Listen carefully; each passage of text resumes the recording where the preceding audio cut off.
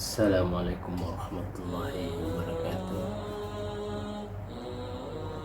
Allahumma sholli alaihi wa sallim taslim.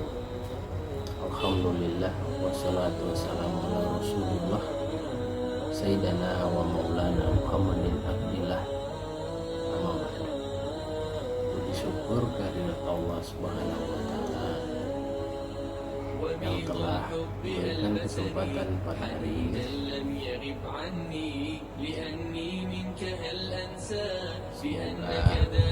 Semoga selalu tercurahkan rahmat dari Allah Subhanahu wa taala. Salawat serta salam datang kepada Nabi besar kita Muhammad sallallahu alaihi wasallam.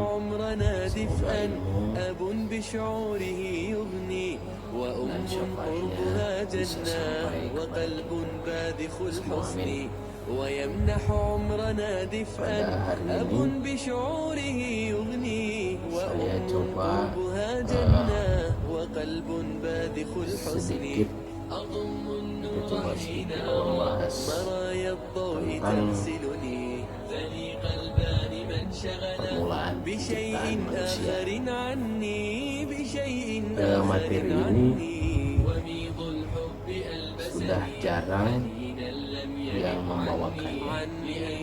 Mungkin saya di sini sebagai pengingat saja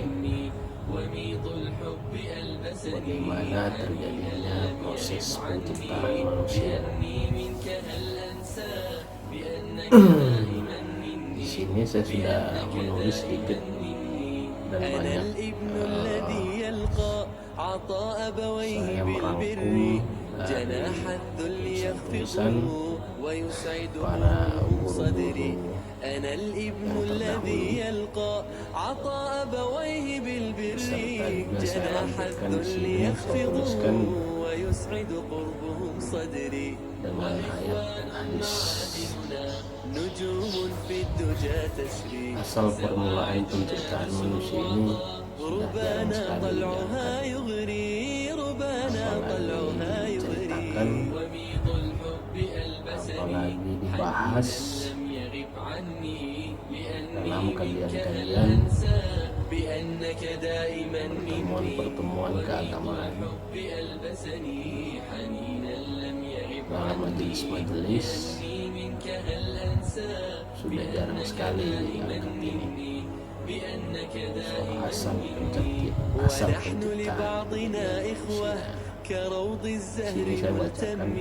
نعيش معاني القربى هم الأرواح في جسمي ونحن لبعضنا إخوة كروض الزهر ملتمي نعيش معاني القربى هم الأرواح في جسمي أبي cahaya Muhammad daripada cahaya keindahan.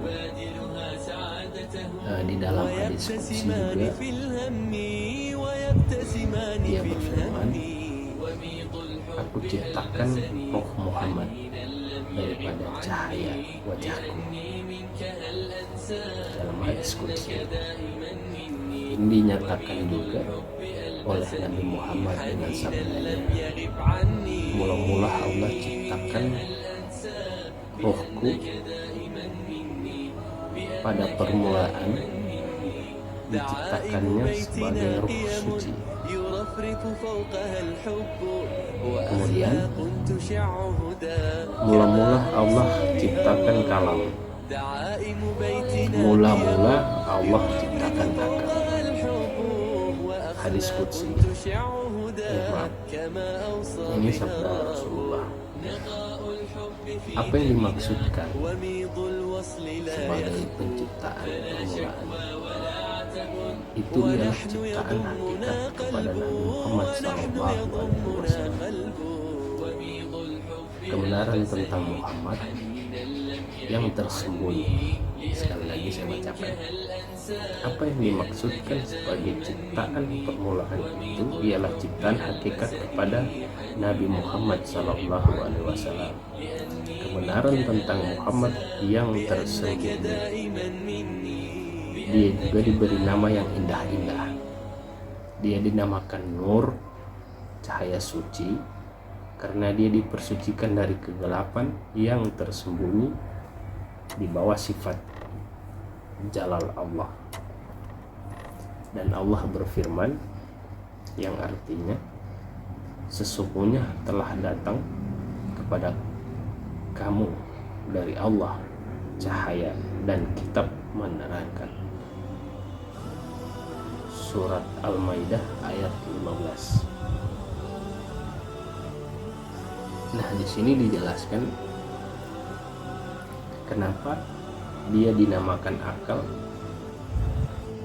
Dinamakan akal yang meliputi akal universal, karena dia telah melihat dan mengenali segala-galanya. Dia dinamakan kalam karena dia menyebarkan hikmah dan ilmu, dan dia mencurahkan ilmu ke dalam huruf-huruf. Jadi ini penjelasan.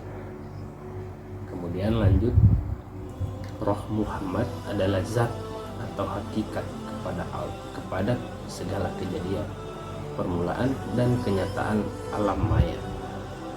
Baginda Sallallahu Alaihi Wasallam menyatakan hal ini dengan sabdanya, "Aku daripada Allah dan sekalian yang lain daripadaku." Allah yang Maha Tinggi menciptakan sekalian roh-roh daripada roh baginda Sallallahu Alaihi Wasallam di dalam kejadian yang pertama dalam bentuk yang paling baik. Muhammad, tanda kutip Muhammad, adalah nama kepada sekalian kemanusiaan di dalam alam arwah. Dia adalah sumber asal usul dan kediaman bagi sesuatu dan segala-galanya.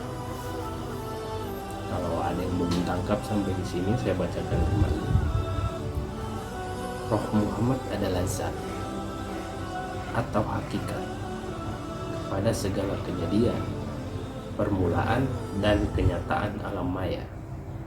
Baginda Sallallahu Alaihi Wasallam menyatakan hal ini dengan sabdanya, "Aku daripada Allah dan sekalian yang lain daripadaku." Allah yang Maha Tinggi menciptakan sekalian roh-roh daripada roh baginda Sallallahu Alaihi Wasallam di dalam alam kejadian yang pertama dalam bentuk yang paling baik, dan tanda kutip Muhammad adalah nama kepada sekalian manusia di dalam arwah. Dia adalah sumber asal usul dan kediaman bagi sesuatu dan segala-galanya. Artinya di sini segala sesuatu alam semesta ini adalah dari Muhammad. Roh segala sesuatu ini, roh daripada baginda Sallallahu Alaihi Wasallam ini, dari roh inilah asal penciptaan alam semesta. Kira-kira begitu. Jadi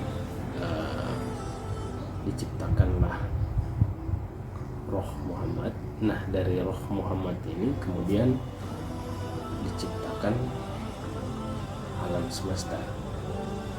Jadi kalau kita bisa rangkumkan adalah Allah menciptakan Muhammad, Allah menciptakan Muhammad. Nah, Muhammad, dari Muhammad inilah diciptakannya segala sesuatu, alam dan lain-lain. Jadi secara tidak langsung alam semesta ini diciptakan daripada Muhammad. Kira-kira begitu. Oke, kita lanjut. 4.000 tahun selepas 4.000 tahun setelah diciptakannya cahaya Muhammad, Allah ciptakan ars daripada cahaya mata Muhammad. Nah, bacakan kembali. 4.000 tahun selepas diciptakan cahaya Muhammad, Allah ciptakan ars daripada cahaya mata Muhammad. Dia diciptakan makhluk yang lain daripada ars.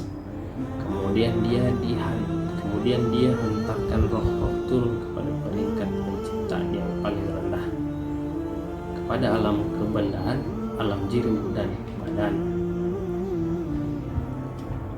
Nah, di sini penjelasannya dengan surat Tin ayat 15 dengan yang artinya kemudian kami turunkan ia kepada peringkat yang rendah. 4.000 tahun selepas diciptakan cahaya Muhammad, Allah menciptakan ars daripada cahaya mata Muhammad. Ini kalau cara berpikirnya tajam mungkin bisa menyimpulkan sedikit demi sedikit apa yang saya bacakan. 4.000 tahun selepas diciptakan cahaya Muhammad, Allah ciptakan ars daripada cahaya mata Muhammad. Dia ciptakan makhluk yang lain daripada ars. Kemudian dia hantarkan roh-roh turun kepada peringkat penciptaan yang paling rendah, kepada alam kebendaan, alam jirim dan alam badan. Keterangan ini di dalam Al-Quran ditulis pada surat Tin ayat 15 yang artinya kemudian kami turunkan ia kepada peringkat yang paling rendah. Oke, lanjut. Dia hantarkan cahaya itu daripada tempat ia diciptakan, dari laut, dari alam laut, yaitu alam kenyataan bagi zat Allah, bagi keesaan, bagi wujud mutlak kepada alam nama-nama ilahi, kenyataan sifat-sifat ilahi, alam bagi akal asbab kepunyaan roh yang meliputi roh universal. Di sana dia dipakaikan roh-roh itu dengan pakaian cahaya. Roh-roh ini dinamakan roh pemerintah. Dengan berpakaian cahaya, mereka turun kepada alam malaikat. Di sana mereka dinamakan roh rohani. Kemudian Dia arahkan mereka turun kepada alam kebendaan, alam jirim, air dan api, tanah dan angin, dan mereka menjadi roh manusia. Kemudian daripada dunia ini diciptakan tubuh yang berdaging dan berdarah. Ini dijelaskan dalam surat Taha ayat 55 yang artinya kemudian kami jadikan kamu dan kepadanya kamu akan dikembalikan dan daripadanya kamu akan dibangkitkan sekali lagi. Nah, di sini banyak pertanyaan sebenarnya dan banyak yang harus ditanyakan agar kita bisa memahami dengan benar apa maksud-maksud dari keterangan yang telah tertera. Contoh, Dia hantarkan cahaya itu daripada tempat Dia diciptakan, dari alam lahut, yaitu alam kenyataan bagi zat Allah, bagi keesaan, bagi wujud mutlak kepada alam nama-nama ilahi, kenyataan sifat-sifat ilahi, alam bagi akal asbab kepunyaan roh yang meliputi roh universal. Kalau belum ada yang paham sampai sini atau cara membacanya saya kurang jelas, nanti disimak aja lagi, kemudian tanyakan kepada guru-guru kalian penjelasannya. Saya hanya membacakan saja. Oke, kita lanjut. Selepas peringkat-peringkat ini, Allah memerintahkan roh-roh supaya memasuki badan-badan, dan dengan kehendaknya mereka pun masuk. Jadi secara singkat saya jelaskan sedikit. Jadi roh ini sudah ada alam sendiri. Contohnya alam A misalnya, alam roh. Nah ini badan, ada badan. Jadi udah sepasang ini ceritanya, sudah sepasang. Jadi ketika roh-roh ini sudah siap dan badan-badan ini sudah kebentuk, sudah siap, maka ditiupkanlah roh satu persatu ke dalam badan. Di sini dijelaskan di surat As-Sad ayat 72 yang artinya, maka apabila aku sempurnakan kejadiannya dan aku tiup padanya rohku. Nah, ini adalah bisa kalian tanyakan kepada guru kalian kalau ada yang kurang jelas. Saya bacakan lagi. Selepas peringkat-peringkat ini, Allah memerintahkan roh-roh supaya memasuki badan-badan, dan dengan kehendaknya mereka pun masuk. Jadi setelah ready, istilahnya ditiupkan, udah selesai, ready, masuk. Roh itu ditiupkan, ya masuk dalam badan di sana. Itu di sana dia pakaikan roh itu dengan pakaian cahaya. Roh-roh ini dinamakan roh pemerintah. Dengan berpakaian cahaya mereka turun kepada alam malaikat. Di sana mereka dinamakan roh rohani. Kemudian diarahkan mereka turun kepada alam kebendaan, alam jirim, air dan api, tanah dan angin, dan mereka menjadi roh manusia. Kemudian daripada dunia ini dia diciptakan tubuh yang berdaya. Kemudian ini dijelaskan di surat At-Taha ayat 55.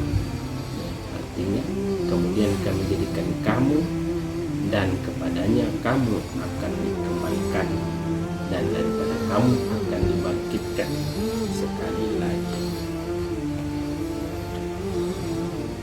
Oke.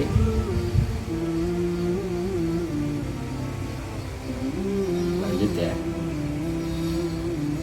Kalau ada pertanyaan gitu kan, nanti komen biar kita diskusi sama-sama. Sampai masanya roh-roh itu terikat dengan badan, dengan darah dan daging, dan lupa kepada asal usul kejadian dan perjanjian mereka. Nah, di sini. Ini saya ringkas ya. Jadi setelah roh-roh terikat dengan badan dan dengan darah jadi daging, dan sampai juga lupa kepada asal usul kejadian dan perjanjian mereka. Mereka lupa tatkala Allah ciptakan mereka pada alam arwah. Dia telah bertanya kepada mereka. Ini video pertama saya. Ini video yang direkam, jadi biasa. Kalau ada kata-kata atau pembacaannya intonasinya kurang pas,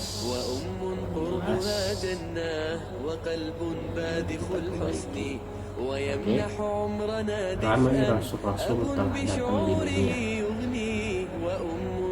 Ramai rasul-rasul telah datang ke dunia ini melaksanakan tugas mereka dan kemudian meninggalkan dunia ini. Tujuan semua itu adalah membawa kepada manusia perutusan, peringatan, serta menyadarkan manusia dari kelalaian mereka.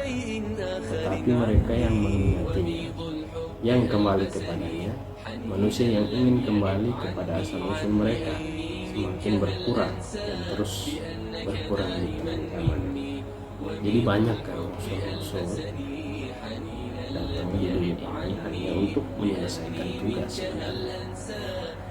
Setelah mereka selesai tugasnya, kemudian mereka balik atau kembali atau meninggalkan dunia ini. Tujuannya adalah untuk membawa manusia perutusan atau peringatan untuk menyadarkan manusia dari kelalaian mereka yang mereka sudah mungkin lupa. Tetapi yang tidak banyak yang mengingatinya, walaupun rasul-rasul itu telah memberi peringatan kepada mereka. Tapi yang mengingatinya ini tidak banyak. apalagi pada zaman teknologi yang sekarang ini. Jadi ya alhamdulillah yang masih mengingat, yang masih ingin, atau yang masih peka terhadap dirinya sendiri. Tugas Rasul sebenarnya hanya menyampaikan dan mengingatkan kepada kita semua manusia agar kita tidak lupa dengan perjanjian kita yang sudah saya bacakan di awal tadi. Waktu roh dan jasad belum bersatu, itu kan ada perjanjian dengan Allah Subhanahu wa Ta'ala. Secara ada yang bertanya, kira-kira siapa yang berjanji pada waktu itu? Apakah roh itu kita yang sekarang? Artinya badan ini kan dua, kasar, lahir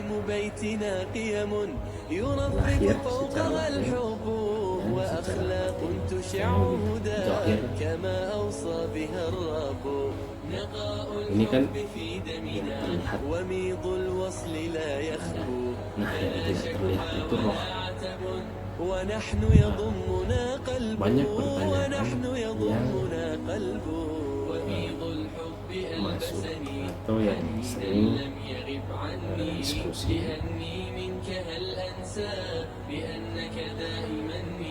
apakah inikah, itukah yang dinamakan Allah? Nanti kita bahas lebih dalam lagi, kita diskusi lebih ke dalam lagi. Harusnya kita bisa berpikir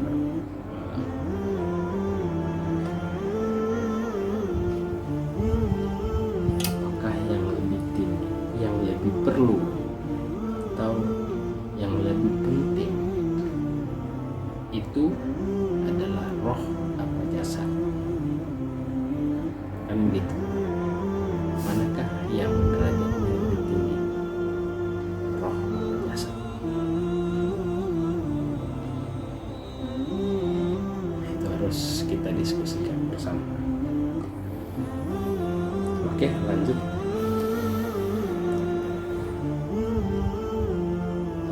Nabi-nabi terus diutus pada perutusan suci berterusan sehingga muncul roh Muhammad yang mulia, yang terakhir di kalangan nabi-nabi. Jadi setelah semuanya diutus dari Adam sampai Isa, terakhir Nabi Muhammad Sallallahu Alaihi Wasallam.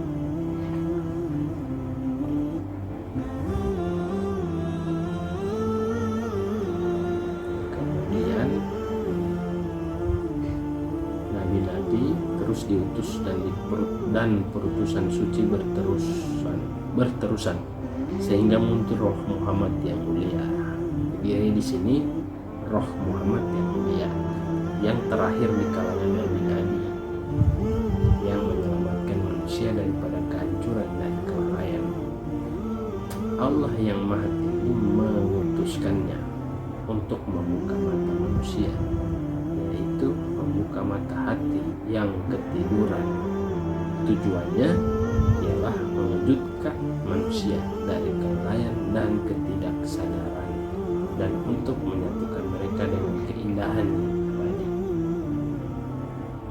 Dengan penyebab, dengan zat Allah berfirman dalam surat Yusuf ayat 108,